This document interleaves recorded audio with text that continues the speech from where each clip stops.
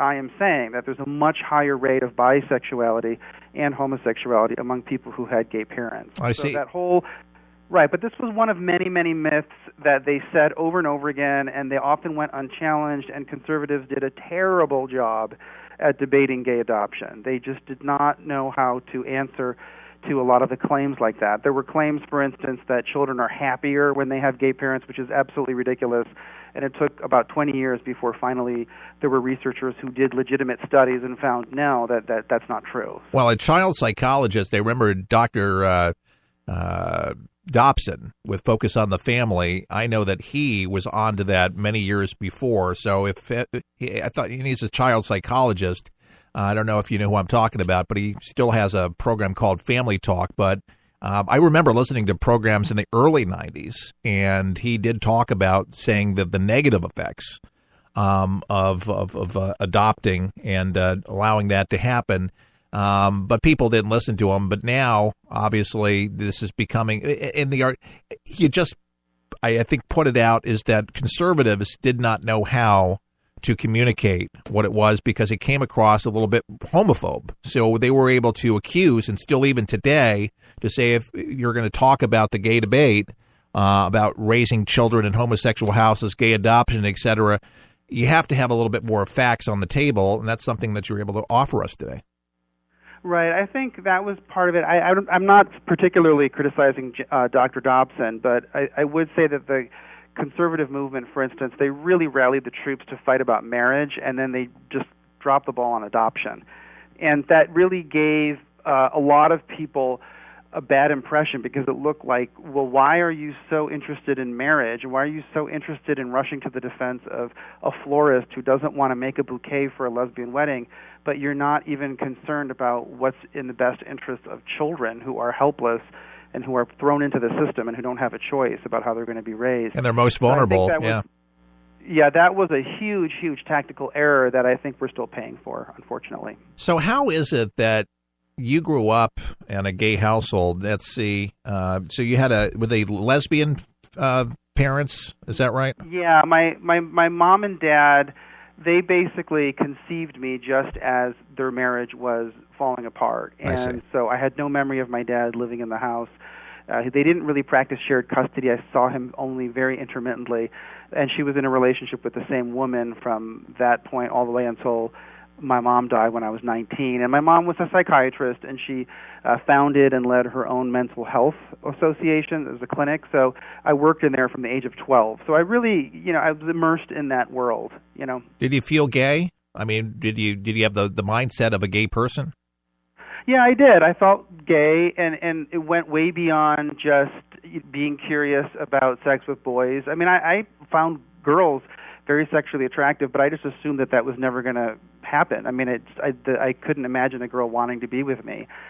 So, in terms of the sexual curiosity that was there, also just the personality quirks that go along with being in the gay community, kind of having a sarcastic edge, being really, one of the good things is it's very worldly because, the gay community tends to bring together people from a lot of different nations and cultures and things like that. So that was good. But definitely just not enough of a sense of the boundaries. That was the big problem with the gay community in my mind. It's just when you are spending a lot of time in it, you start to lose sight of the fact that a lot of that behavior is off-putting and it's discomforting and it's inappropriate to people who are just the average human being. You can't talk about sex really openly in front of a woman that you don't know. Do you know what I mean? Yeah. And so I think that was the hardest thing was once I had fallen in love with a woman and once I was married to a woman and had kids, it took me a very long time to lose those behaviors. You can't be vulgar. You have to be more respectful. Part of it is you have to be respectful of the fact that sex is a very sensitive issue for women. When you're around a lot of gay men, I mean, sex is basically like shaking someone's hand. It's just not taken very seriously, but that's not the same thing with women. No, it's completely different. So the mid-20s, you broke the lifestyle. What do you attribute that to? Was it religion? Was it burning bush? Moses experience? Did you realize, I think I want to try a woman? Well, partly was I fell in love with one particular woman who just took a liking to me, and she didn't believe I was gay. And we ended up, I hate to be so blunt, but we ended up in the sack. I mean, we got drunk one night when she came over for dinner, and I woke up the next day, and I hate to be so vulgar, but I was like, wow, that's real sex. That was, I really, really liked it. I was like, this is what it means. And a good woman will do that. Yeah. Maybe there was some divine intervention there. Amen. Or something like that. But it's totally different. I mean, when you're a man doing things with a man, there's not that deep connection. Just the anatomy and the mechanics of it doesn't work. You're trying to work around a bunch of obstacles that make the whole thing unpleasant and kind of embarrassing. It can be very compulsive. It's kind of like the difference between eating a gourmet home-cooked meal and going to McDonald's. I mean, you can get into the habit of going to McDonald's all the time, but it's still crappy food, No pun intended. I mean, but that's what it was like for me. You know what I mean? And I hate to be, I don't want to be crass, but no. There was no comparison once you're with a woman. Now, part of it is a lot of men, I think, who have an experience like that end up going back to the gay lifestyle for the very simple reason that once you're involved with women, I mean, there are things that are harder, and this is what I try to work with people who say they want to get out of the gay lifestyle. I always tell them, do you really, you have to really want to get out? And this means that, if you get out of the gay lifestyle, it means you're not going to be able to just be bored on a Saturday night and leave your house and be having sex 45 minutes later.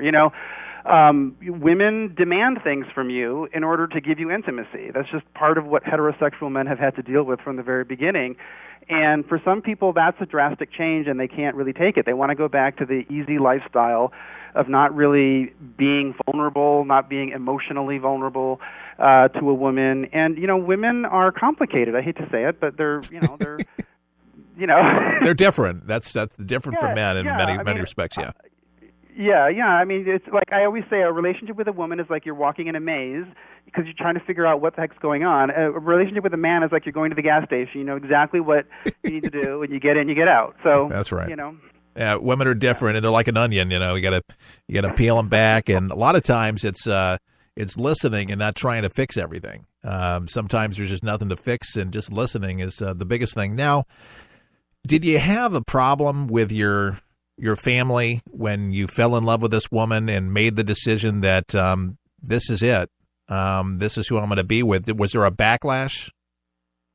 Yes, there was. It was a huge backlash, and part of it was that I was the only one of the kids that actually went into the gay lifestyle. The other ones didn't, but the other ones also didn't grow up very close to my mom's partner. I had.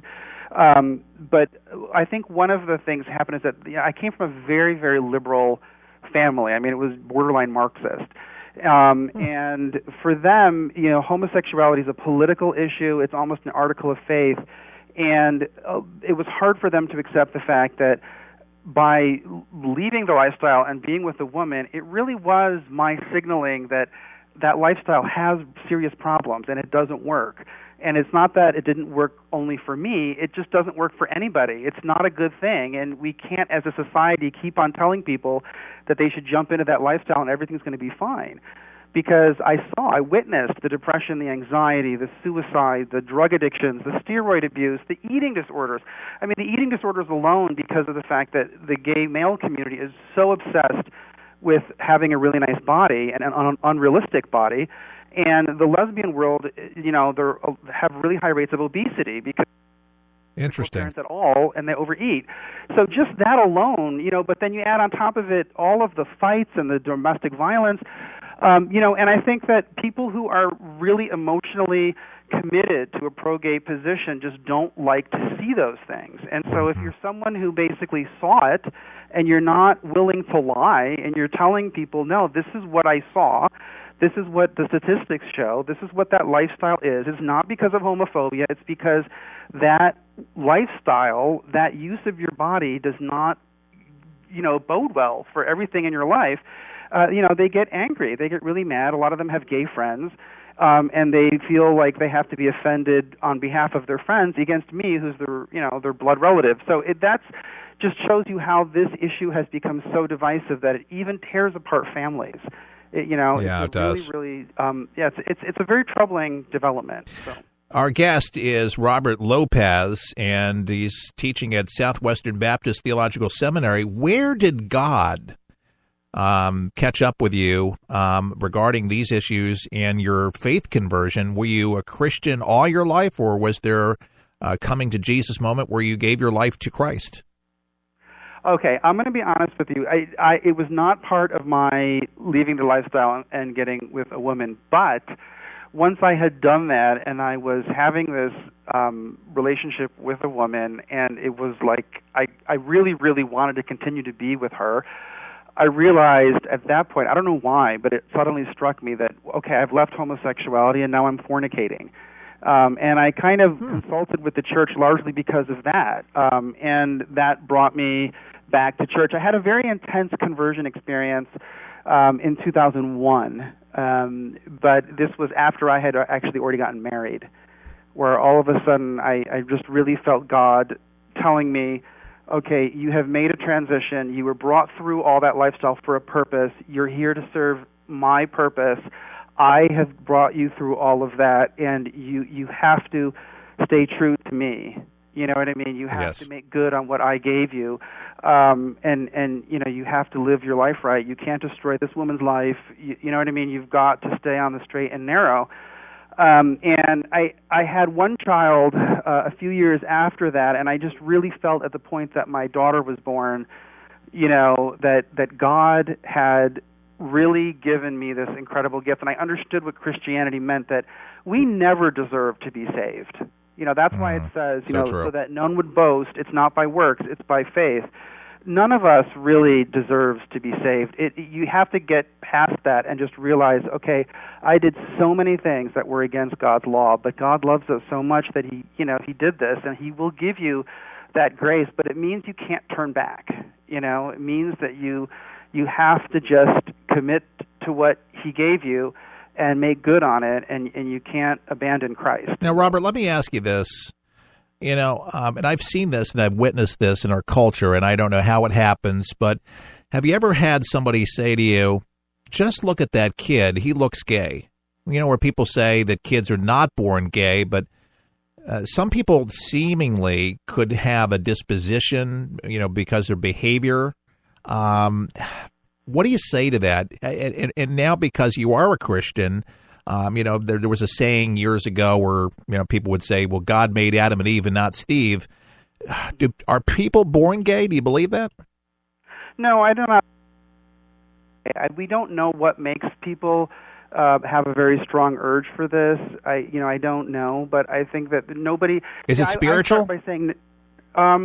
I start by saying nobody is gay. Okay, we do know that God created man and woman. That's what it says in Genesis. God didn't create other little subcategories. He created men and women, and there are all kinds of crazy ideas that get into men's heads or women's heads and all these things. But the point is, Jesus said very clearly in Matthew 19, you have two options. You either get into a marriage with one woman, don't commit adultery, don't divorce, you stay together because what God brought together, man cannot put asunder. Amen. Or if you can't handle that, you live like a eunuch and you never get married and you don't have sex. And unfortunately, it's really hard to live by that, but that is, in fact, what Christ said. It's, So when people say that Christ didn't speak on homosexuality, that's not really true. He very clearly gave his vision of sexuality. Yeah. Now, in terms of the young person that everyone says is, oh, maybe he's gay, you know what? In my life, mostly I have heard gay people do that. It's mostly gay people who are constantly trying to figure out who might be coming out. And there's obvious self-interest in that.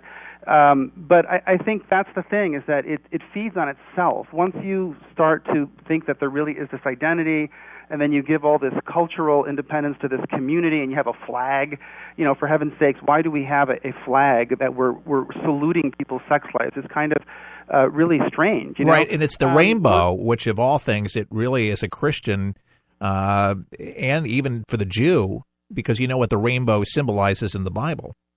Right, yeah, it's that He won't destroy the world by flood.